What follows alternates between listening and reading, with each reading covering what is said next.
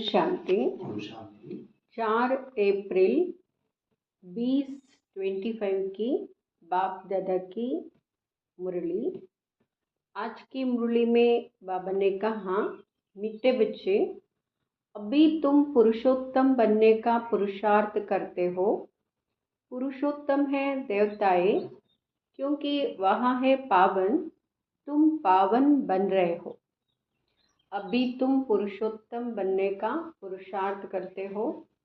पुरुषोत्तम है देवताएं, क्योंकि वहाँ है पावन, तुम पावन बन रहे हो। प्रश्न है, बेहद के बाप ने तुम बच्चों को शरण क्यों दी है? बेहद के बाप ने तुम बच्चों को शरण क्यों दी है?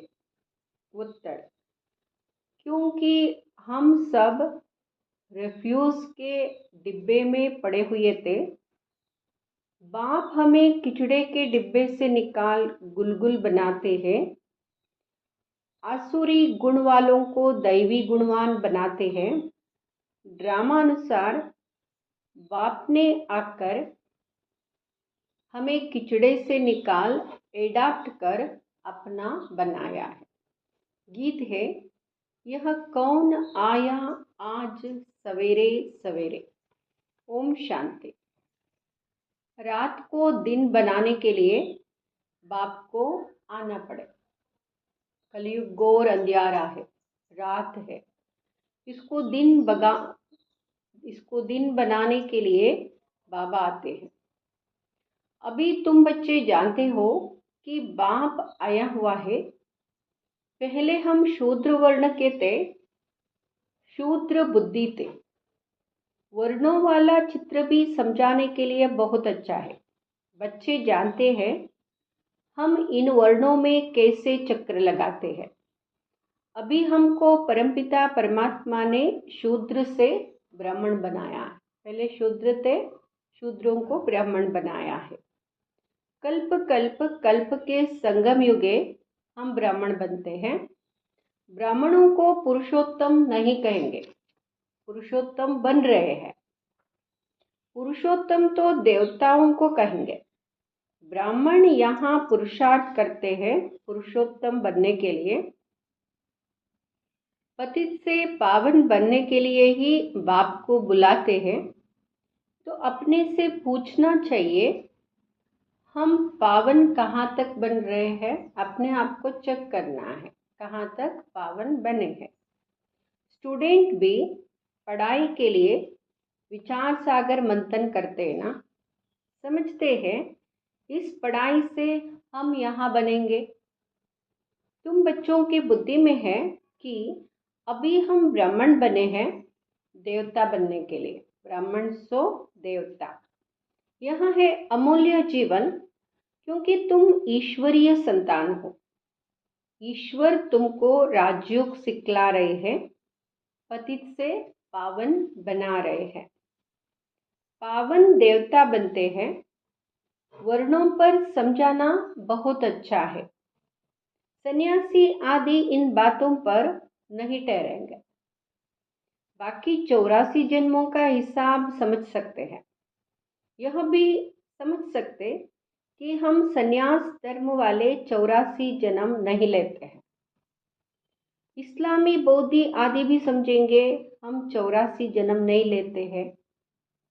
हाँ, पुनर्जन्म लेते हैं, लेकिन 84 जन्म नहीं लेते, क्योंकि बाद में आते हैं ना।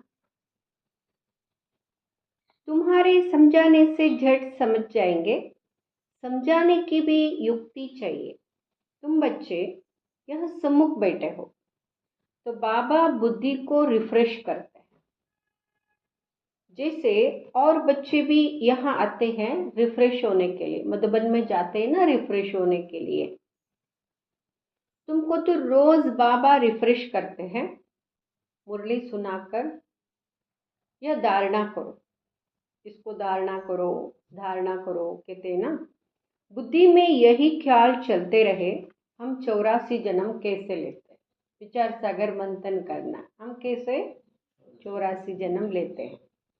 कैसे हम शूद्र से ब्राह्मण बने। ब्रह्मा की संतान ब्राह्मण, पहले ब्रह्मा की संतान बने, ब्राह्मण बने। अब ब्रह्मा कहाँ से आए, ऐसे विचार से अगर मंथन करना है। बाप बैठ समझाते हैं, हम इनका नाम ब्रह्मा रखते। शिव बाबा ने कहा, यह जो ब्रह्मा कुमार कुमारियां है, यह फैमिली हो गई।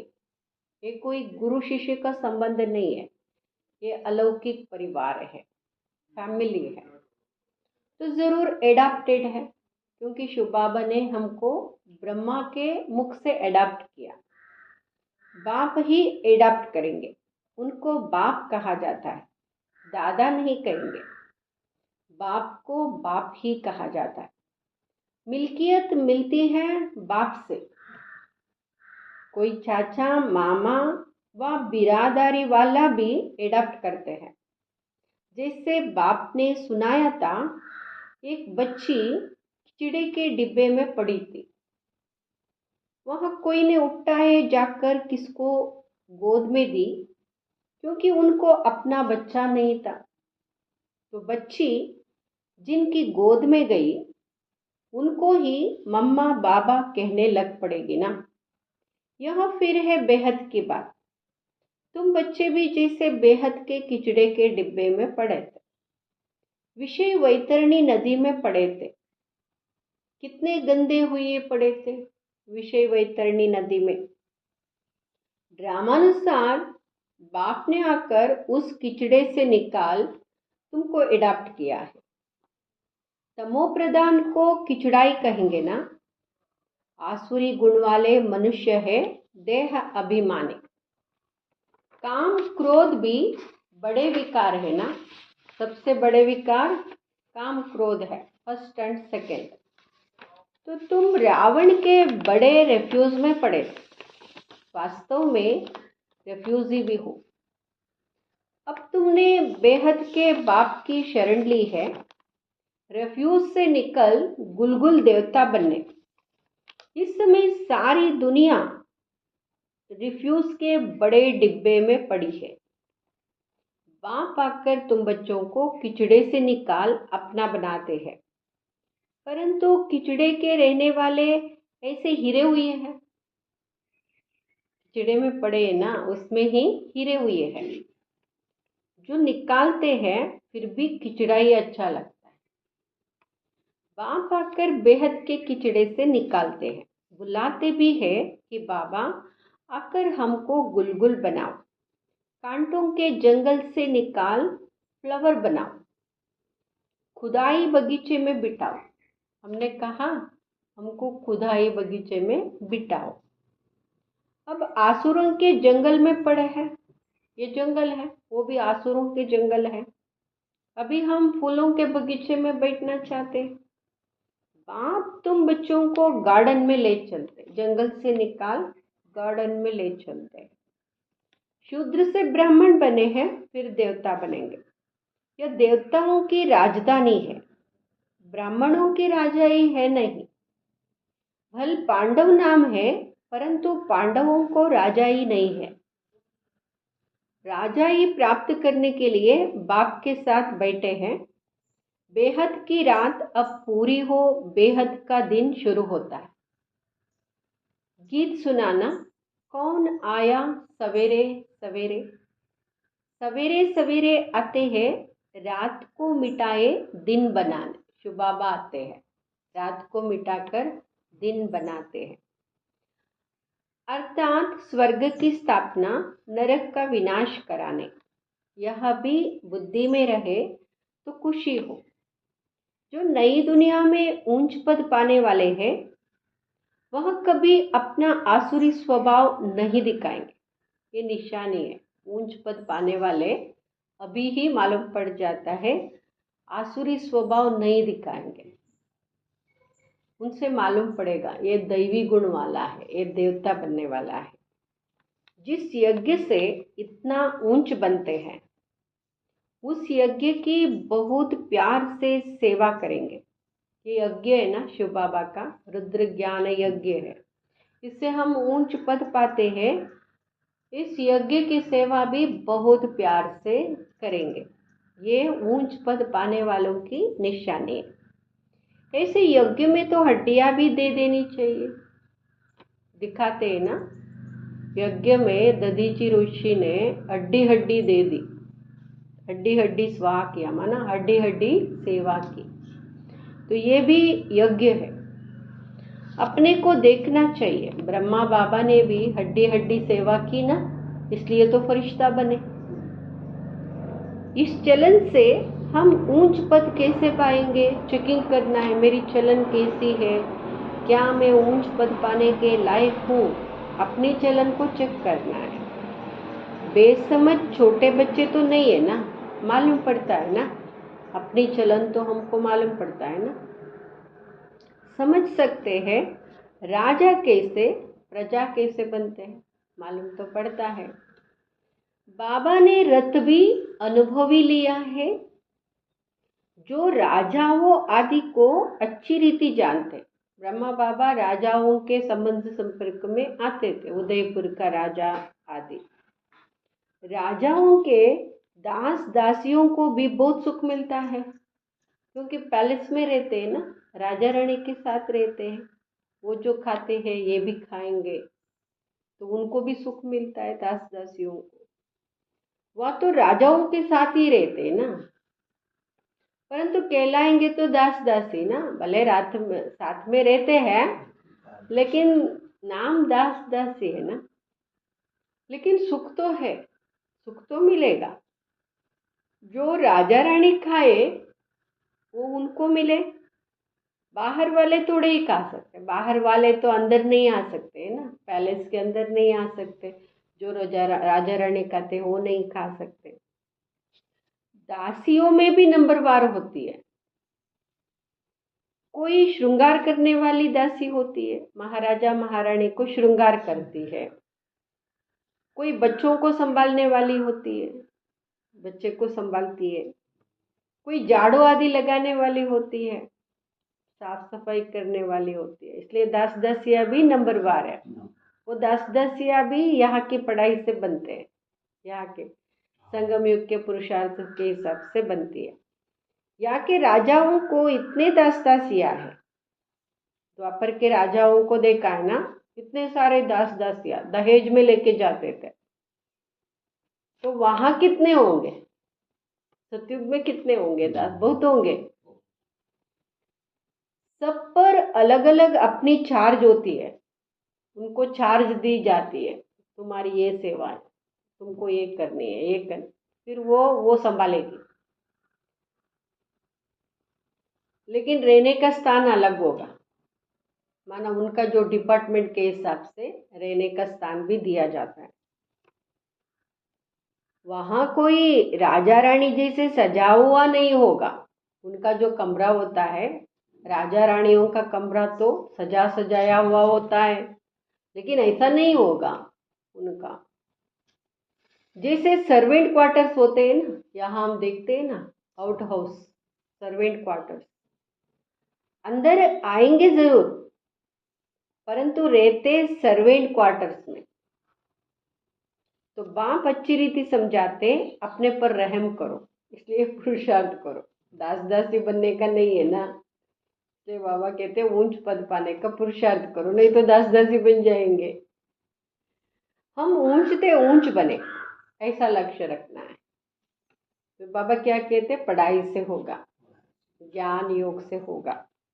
हम अभी शूद्र से ब्राह्मण बने हैं, आहो सौभाग्य। ब्राह्मण तो बने तो ये भी आहो सौभाग्य है। फिर देवता बनेंगे, ब्राह्मण नहीं बनेंगे तो देवता नहीं बनेंगे।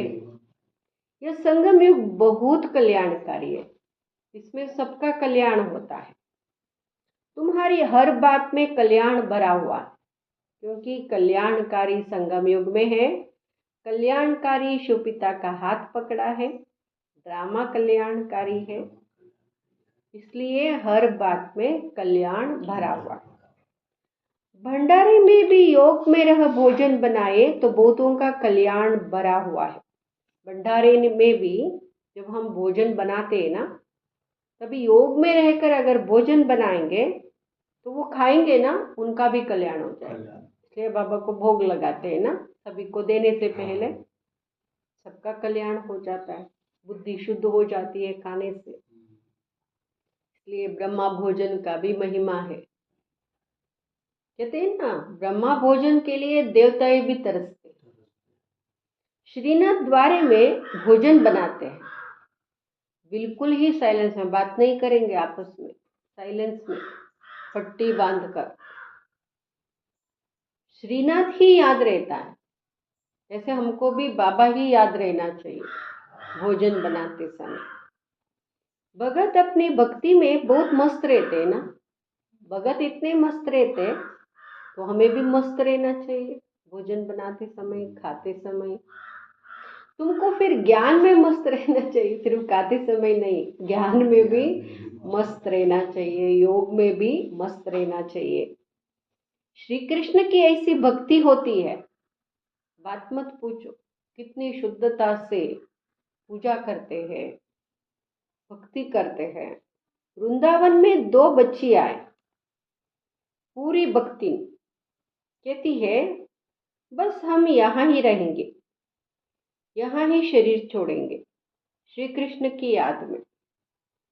उनको बहुत कहते हैं अच्छे मकान में चलकर रहो, ज्ञान लो, बोलती है हम तो यहाँ ही रहेंगी, तो उसको कहेंगे भगत शिरोमणि।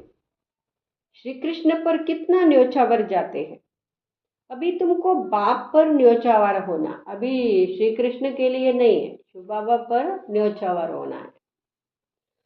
पहले पहले शुरू में शिव बाबा पर कितने न्योछावर हुए, पहले पहले जब ब्रह्मा बाबा साकार में थे, बहुत न्योछावर हुए, हम आपके पास ही रहेंगे, हम आपकी सेवा करेंगे, यज्ञ में रहेंगे। ढेर के ढेर आए, बहुत आए, क्योंकि साक्षात्कार हुआ ना, बहुत आए। अभी इंडिया में आए तो बहुतों को अपना घर बार याद पड़ने लगा, फिर पाकिस्तान से इंडिया में आ गए ना, किसी किसी को घर बार याद आने लगा, बहुत सारे चले भी गए, वहाँ से यहाँ आए ना, वहाँ चल रहे थे पाकिस्तान में, लेकिन जब शिफ्ट हो गए बहुत सारे चले भी गए। ब्रह्मा बाबा भी तो वही से शिफ्ट हुआ था। उनके साथ भी बहुत सारे आए ना। ग्राचारी तो बहुत ऊपर आती है, कभी कैसी दशा, कभी कैसी दशा बैठती है। बाबा ने समझाया है, कोई भी आते हैं तो बोलो कहाँ आए हो, पूछना चाहिए कहाँ आए हो। बाहर में बोर्ड देखा, पूछना चाहिए बोर्ड देखा, ब्रह्मा कुमार कुमारिया, यह तो परिवार है ना। तो बाबा ने कहा ये परिवार है, ये कोई गुरु शिष्य का संबंध नहीं है। तो पिता है निराकार परम पिता परमात्मा, दूसरा फिर प्रजापिता ब्रह्मा भी गाया हुआ है, यह सब उनके बच्चे हैं, हम उनके बच्चे हैं। ब्रह्मा बाबा के अलौकिक बच्चे, शिव बाबा के पारलौकिक बच्चे। दादा है शिव बाबा, वर्षा उनसे मिलता है, वह राय देते मुझे याद करो तो तुम पतित से पावन बन जाएंगे। कल्प पहले भी ऐसी राय दी थी। कितनी ऊंची पढ़ाई है, यह भी तुम्हारी बुद्धि में है, हम बाप से वर्षा ले रहे हैं। तुम बच्चे मनुष्य से देवता बनने की पढ़ाई पढ़ रहे हो, तुम्हें जरूर दैवी गुण धारण करने, पढ़ाई पढ़नी है, दैवी गुण धारण करने हैं। और क्या करना है, तुम्हारा खान पान बोल चाल कितना रायल होना चाहिए, ऐसे नहीं कुछ भी खा लिया, खान पान भी रायल और हमारे बोल चाल भी, कैसे बोलते हैं कैसे चलते हैं, उसमें भी रॉयल्टी चाहिए, क्योंकि देवताएं बहुत रॉयल रहते हैं ना। देवताएं कितना थोड़ा खाते हैं, वो थोड़े ही इतना इतना भर भर के खाएंगे, सब थोड़ा थोड़ा खाते हैं। मेहनत नहीं करता है तो कहाँ से खाएगा, मेहनत के ऊपर खाना होता है। उनमें कोई लालच थोड़ी ही रहती है, और उनको लालच भी नहीं रहती है ये टेस्टी है ज्यादा खा लेंगे, लालच भी नहीं रहता है कोई चीज में लालच। 36 प्रकार के भोजन बनते हैं, तो वो थोड़ा थोड़ा खाएंगे तो भी बहुत हो जाएगा। 36 प्रकार के भोजन बनते हैं, आज बहुत दिन बाद ये 36 हाँ। प्रकार का भोजन खाते कितना थोड़ा है, तो सब थोड़ा थोड़ा खाएंगे। खान पान की लालच रखना, इसको भी आसुरी चलन कहा जाए। टेस्टी है तो खा जाएंगे, जल्दी जल्दी खाएंगे। उसमें भी मैनर, किसी किसी का मैनर्स भी नहीं होता है ना, किसे किसे खाते हैं। तो ये भोजन के ऊपर लालच रखना, ये भी आसुरी चलन है। दैवी गुण धारण करने हैं तो खान पान बड़ा शुद्ध होना चाहिए, शुद्ध होना चाहिए। देवताओं को भोग लगाते हैं ना, तो हम देवता बन रहे हैं, तो हमारा खाना भी शुद्ध होना चाहिए और साधारण होना चाहिए। परंतु माया ऐसी है जो एकदम पत्थर बुद्धि बना देती है। माया बेटी है ना, पत्थर बुद्धि बना देती है, तो फिर पद भी ऐसा मिलेगा। बाप कहते अपना कल्याण करने के लिए दैवी गुण धारण करो। अच्छी रीति पढ़ेंगे पढ़ाएंगे, तुमको ही इजाफा मिलेगा। बाबा इजाफा देगा, माना प्राइज दे देगा। बाप नहीं देते, तुम अपने पुरुषार्थ से पाते हो। हम पुरुषार्थ करेंगे ऐसा तो इजाफा मिलेगा। अपने को देखना चाहिए कहाँ तक हम सर्विस करते, फिर दैवी गुण, चलन, पढ़ाई, योग में मस्त, और सेवा कितनी करते हैं। कल भी बाबा ने कहा ना, कर्मणा सेवा, सेवा यज्ञ की सेवा। तो हम कितनी सेवा करते हैं, तो हम क्या बनेंगे। इस समय शरीर छूट जाए तो क्या मिलेगा, वो भी चेकिंग करना है। अगर समझो इस समय शरीर छूट गया, तो अब तक जो पुरुषार्थ किया वही फिक्स हो जाएगा ना, शरीर का कोई भरोसा नहीं है। तो ये ऐसे चेकिंग करना, अभी अभी शरीर छूट जाए मेरा पद क्या होगा। बाबा से कोई पूछे तो बाबा जट बता दे कि इस एक्टिविटी से समझा जाता है यह फलाना पद पाएंगे। अगर बाबा से भी पूछेंगे, तुम्हारी एक्टिविटी से मालूम पड़ता है तुम्हारा पद ऐसा होगा, बाबा बता देंगे। पुरुषार्थ ही नहीं करते तो कल्प कल्पांतर के लिए अपने को घाटा डालते, क्योंकि फिक्स हो जाएगा ना, फिर कल्प कल्पांतर घाटा ही पड़ जाएगा। अच्छी सर्विस करने वाले जरूर अच्छा पद पाए। मनसा वाचा कर्मणा, तन मन धन से जो सेवा करते हैं वो अच्छा पद पाएंगे। सेवा के हिसाब से भी पद मिलता है ना, कोई भी सेवा हो, मार्क्स सेम है। ज्ञान सुनाने वाले को, खाना बनाने वाले को, साफ सफाई करने वाले को, वो ऐसा नहीं है ज्ञान सुनाने वाले को ज़्यादा मार्क्स देते अच्छा पद मिलता है, ऐसा नहीं है। कोई भी सेवा हो, सेम मार्क्स, सभी को सेम मार्क्स। अंदर में मालूम रहता है या दास दासी जाकर बनेंगे, बाहर से कह नहीं सकते। बाबा को मालूम पड़ जाता है कि दास दासी बनेगी। वो एक मुरली में कहा है, जो उदास रहते हैं ना वो दास दासी बनेंगे। स्कूल में भी स्टूडेंट समझते हैं हम सीनियर बनेंगे या जूनियर, यहाँ भी ऐसे है। सीनियर जो होंगे वह राजा रानी बनेंगे, जूनियर कम पद पाएंगे। साहूकारों में भी सीनियर और जूनियर होंगे, साहूकार पद भी मिलेगा ना, उसमें भी सीनियर जूनियर होंगे। दास दासियों में भी सीनियर जूनियर होंगे। सीनियर जो होते हैं उनका मानना पड़ता है जूनियर को, सीनियर वालों का दर्जा ऊंच होता है। झाड़ू लगाने वाली दासी को कभी अंदर महल में आने का हुक्म नहीं रहता। झाड़ू लगाती है ना, वो दासी अंदर नहीं आ सकती, पैलेस के अंदर नहीं आ सकते, हुक्म नहीं रहता, माना उनका पद नीच है।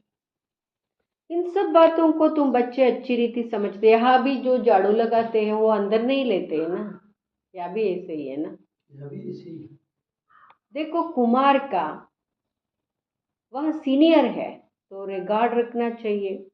ऊंच पद पाने वालों का फिर रिगार्ड भी रखना होता है। यहाँ भी रिगार्ड देने का अभी सीखना है। जो सीनियर है, हमारे से जो सीनियर है उनका रिगार्ड रखना। सीनियर माना एज की बात नहीं है, या ज्ञान में जो चल रहे हैं, ज्ञान में सीनियर जूनियर होता है ना, बहुत पहले आए हुए होते हैं वो सीनियर है। ये तो मेरे से छोटी है, इसको क्यों मैं रिगार्ड दूँ, ये एज की बात नहीं है, ज्ञान में कितने सालों से चल रहे हैं, तो उसके हिसाब से और धारणा के हिसाब से बाप बच्चों का ध्यान खिंचवाते हैं। जो बच्चे महारथी है उनका रिगार्ड रखो, रिगार्ड नहीं रखते तो अपने ऊपर पाप का बोझा चढ़ाते। देखो, अगर सीनियर के प्रति रिगार्ड नहीं रखेंगे वो भी पाप है, पाप का बोझा अपने ऊपर चढ़ाएंगे वो भी पाप है। यह सब बातें बाप ध्यान में देते हैं। बड़ी खबरदारी चाहिए, ऊंच पद पाना है तो खबरदारी से चलना है। नंबरवार किसका रिगार्ड कैसे रखना चाहिए वो भी सीखना है, रिगार्ड कैसे रखना है। बाबा तो हर एक को जानते हैं, किसको कहे तो ट्रेटर बनने में देरी ना करे। देखो, बाबा अपना अनुभव सुनाते हैं, ब्रह्मा बाबा अगर किसी को डायरेक्ट बोलेंगे ना तो वो फिर ट्रेटर बन जाएगा, ज्ञान को छोड़ देगा, बाहर जाके कुछ भी करेगा। फिर कुमारियों माताओं आदि पर भी बंधन आ जाते हैं, फिर नहीं जाओ बोलेंगे, उधर नहीं जाओ बोलेंगे। ये सब बाबा का अनुभव है, सितम सहन करने पड़ते, इसलिए बाबा डायरेक्ट नहीं बोलते थे किसी को। बहुत करके माताएं ही लिखती है, बाबा हमको यहाँ बहुत तंग करते हैं, हम क्या करें, चिट्ठियाँ लिखती थी। अरे तुम कोई जानवर थोड़े ही हो जो जबरदस्ती करेंगे, क्या तुम जानवर हो? जानवर को जबरदस्ती करते हैं ना यहाँ पे, है ना, बांध के रख देते हैं, मारेंगे उसको। तो बाबा पूछे तुम जानवर हो क्या जो तुम्हारे साथ जबरदस्ती करे? अंदर में दिल है तब पूछती हो क्या करूं, तुमको भी दिल है इसलिए पूछती है, इसमें तो पूछने की बात ही नहीं है ना, तुम खुद समझो ना। देखो बाबा कैसे बताते, आत्मा अपना मित्र है अपना ही शत्रु है, जो चाहे सो करे, है ना। हर एक इंडिविजुअल इंडिपेंडेंट है ना, जो चाहे वो कर सकते हैं। पूछना माना दिल है, मुख्य बात है याद की, याद से ही तुम पावन बनते हो। यह लक्ष्मी नारायण नंबर 1 पावन है ना। मम्मा कितनी सर्विस करती थी, बहुत सेवा करती थी मम्मा, खाना भी बनाती थी, सफाई भी करती थी। वो कोई भी सेवा के लिए ये यही सेवा करनी है, मुझे ज्ञान सुनाने की सेवा करनी है, बाकी कुछ नहीं करना है, ऐसा नहीं सोचती थी मम्मा, सब सेवा करती थी। ऐसा तो कोई कह ना सके हम मम्मा से भी होशियार हैं। मम्मा ज्ञान में सबसे तीखी थी, योग की कमी बहुतों में है, याद में रह नहीं सकते, याद नहीं करेंगे तो विकर्म कैसे विनाश होंगे। ला कहता है पिछाड़ी में याद में ही शरीर छोड़ना है, हमें इसे याद का अभ्यास करना है, तभी पिछाड़ी में याद में रहकर शरीर छोड़ेंगे। शिव बाबा की याद में ही प्राण तन से निकले, एक बाप के सिवाय और कोई याद ना आए, शरीर छोड़ते समय बाबा ही याद आए, कहाँ भी आसक्ति ना हो। अभी से अभ्यास करेंगे, किसी में भी ममत्व नहीं है, आसक्ति नहीं है, जो बाबा को याद करते रहते हैं तो उनको ही बाबा याद आएगा। शरीर छोड़ते समय बाबा को ही याद कर, बाबा कह देंगे। ये प्रैक्टिस करनी होती है। हम अशरीरी आए थे, फिर अशरीरी होकर जाना है। बच्चों को बार बार समझाते रहते, बहुत मीठा बनना है, दैवी गुण भी होने चाहिए। देहाभिमान का भूत होता है ना, अपने पर बहुत ध्यान रखना है, बहुत प्यार से चलना है, चाल चलन बहुत प्यार से चलना है। बाप को याद करो और चक्र को याद करो। चक्र का राज किसको समझाया तो भी वंडर खाएंगे। 84 जन्मों को ही किसको याद नहीं रहती, तो 84 लाख फिर कैसे कोई याद कर सके, ख्याल में भी आ ना सके। इस चक्र को ही बुद्धि में याद रखो तो भी आहो सौभाग्य। अभी यह नाटक पूरा होता है, पुरानी दुनिया से वैराग्य होना चाहिए। बुद्धियोग शांतिधाम सुखधाम में रहे, बुद्धियोग यहाँ नहीं होना चाहिए इस दुनिया के साथ। शांतिधाम घर और सुखधाम सत्युग, उसके साथ हमारा बुद्धियोग जोड़ना है। गीता में भी है मनमनाभव, कोई भी गीता पार्टी मनमनाभव का अर्थ नहीं जानते। तुम बच्चे जानते हो भगवान वाच, देह के सभी संबंध छोड़ अपने को आत्मा समझो, किसने कहा? स्वयं बाप ने। कोई फिर कहते हम तो शास्त्रों को ही मानते हैं, भल भगवान आए तो भी नहीं मानेंगे। बरोबर शास्त्र पढ़ते रहते, भगवान आए हैं, राजयोग सिखला रहे हैं, स्थापना हो रही है, यह शास्त्र आदि सब है ही भक्ति मार्ग के। भगवान का निश्चय हो तो वर्षा लेने लग पड़े, फिर भक्ति भी उड़ जाए, परंतु जब निश्चय हो ना। अच्छा, मीठे मीठे सिकिलदे बच्चों प्रति माता पिता बाप दादा का याद प्यार और गुड मॉर्निंग। रूहानी बाप की रूहानी बच्चों को नमस्ते। हम रूहानी बच्चों की रूहानी माता पिता बाप दादा को याद प्यार गुड मॉर्निंग नमस्ते। धारणा के लिए मुख्य सार। फर्स्ट, देवता बनने के लिए बहुत रॉयल संस्कार धारण करने हैं। रॉयल संस्कार धारण करने, खान पान बहुत शुद्ध साधारण रखना है, लालच नहीं करने हैं, अपना कल्याण करने के लिए दैवी गुण धारण करने।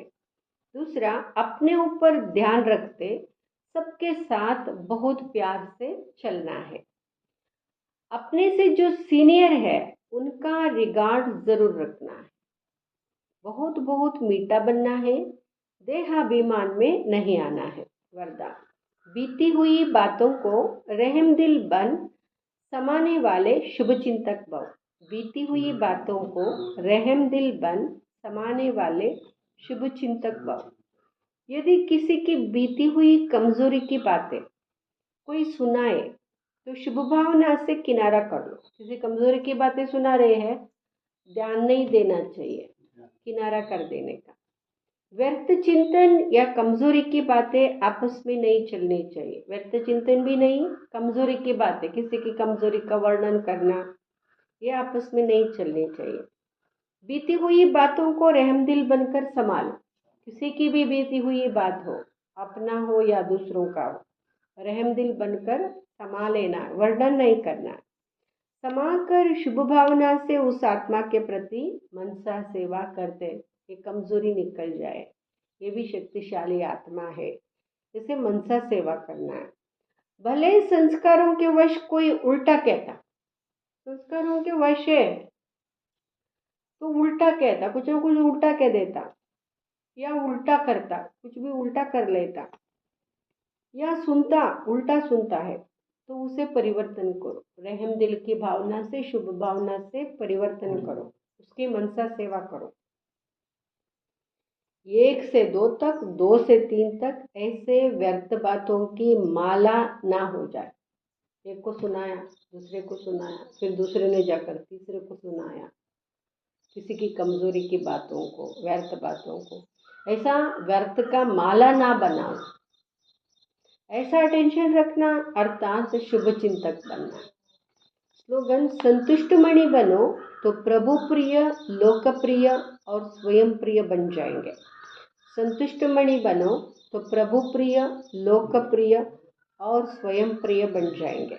अव्यक्त इशारे, कंबाइंड रूप की स्मृति से सदा विजयी बनो।